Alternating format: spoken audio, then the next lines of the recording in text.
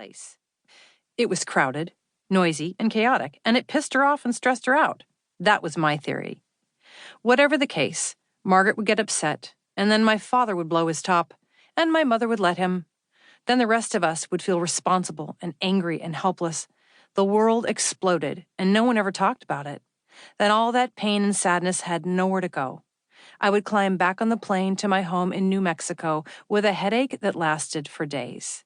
I would think about my sister and wonder if it would be better not to see her at all. I would think about the rest of my family and wonder how we could survive this decades-old cycle of destruction. As I sat outside Margaret's house in my mother's car, I knew what might happen even if I didn't know what to expect. The possibilities ran rampant in my mind. Dining out with my sister had always been an exceptionally dynamic experience. To begin with, when we were children, eating out was a rare occasion. My parents were always trying to save a buck so they could put us all through Catholic high school and then college, thereby getting us the hell out of the house. Our infrequent dining out was motivated by mental health issues, too. Namely, that taking their 5 children out in public made my parents want to kill themselves just a little less than they wanted to murder the rest of us. And to make the understatement of the millennium, I'll say that my sister wasn't at her best in restaurants. Noisy, crowded, unfamiliar places stressed her out.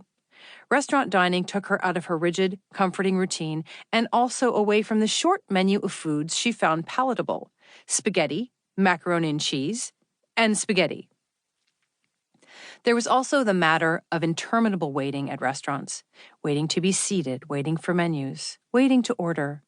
Then she had to wait for the food to come, wait for everyone else to finish eating, wait for the check.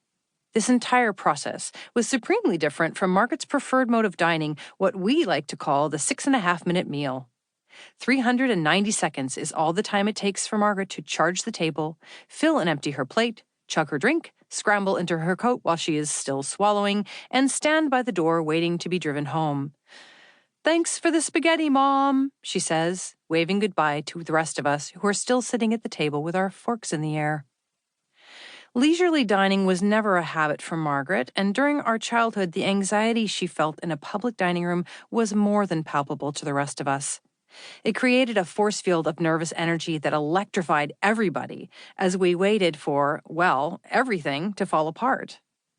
With Margaret, not only did these events become greatly accelerated, but sometimes the distinct periods were jumbled out of order. My sister might order dessert in the lobby when the hostess came to tell us our table was almost ready, or after clamoring over and over again that she wanted spaghetti, please, she'd refuse to speak to the waiter who finally came to take our order.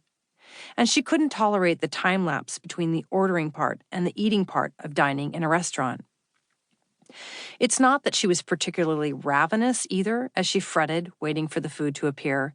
She just wanted to get on with things. Her autism didn't let her appreciate the white space, the pause, the invisible transitions between action and rest in everyday activity. So if she wasn't ordering, by God, she should be eating. And if she was done eating, it was time to go home. As a result, every moment of such an evening, from the second we climbed into our 12-passenger Chevy van and clicked into our seatbelts, until we were safely back at the house, was well seasoned with family-wide anxiety. The rest of us might have wanted to enjoy everything, or anything, that happened in between, but for Margaret, the best part of the evening was getting back to the house. The rest of it, on Margaret's terms, was simply a period to be suffered through, and so we all suffered together, as families do. My other siblings and I pondered the ominous, eternal question. When will she lose it? We never thought why or if. We knew from experience that the question was when. So we ate fast. We ate to a silent but thunderous cadence. Can we get through this before Margaret throws a fork and Dad makes us leave? Margaret often came unglued right in the middle of dinner, and it was usually my mother who would extract her from the table. I've often thought this is why my mother never got fat like other moms. She often didn't get to finish her dinner. She certainly never made it to dessert. Margaret would get booted for throwing food or silverware or for yelling. Then she'd make a grand exit, sometimes laughing and sometimes kicking and screaming, or maybe singing. Sometimes she'd even manage to be kicking and screaming while singing and laughing all at the same time. It wasn't all bad. If every head in the restaurant was still turned toward the door my sister had just been dragged through,